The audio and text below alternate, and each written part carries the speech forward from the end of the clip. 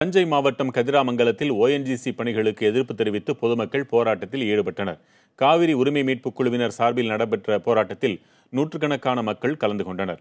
ONGC நிறுவனத்திற்கு எதிரான முழக்கங்களை எழுப்பிய அவர்கள் குழாய் பதிக்கும் பணிகளை உடனடியாக நிறுத்த வேண்டும் என வலியுறுத்தினர். ஓஎன்ஜிசி நிறுவனம் அமைத்துள்ள எண்ணெய் கிணறு மற்றும் குழாய்களால் நிலத்தடி நீர்மட்டம் குறைந்திருப்பதாக அவர்கள் குற்றஞ்சாட்டினர்.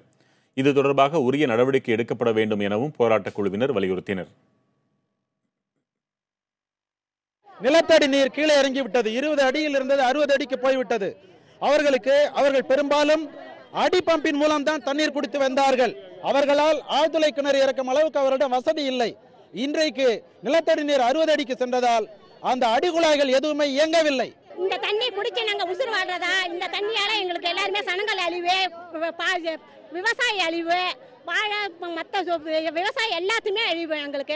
எங்களுக்கு எல்லாமே குடிக்க தண்ணியே கிடையாது. எங்களுக்கு ஓஎன்ஜிசி எடுக்கவும்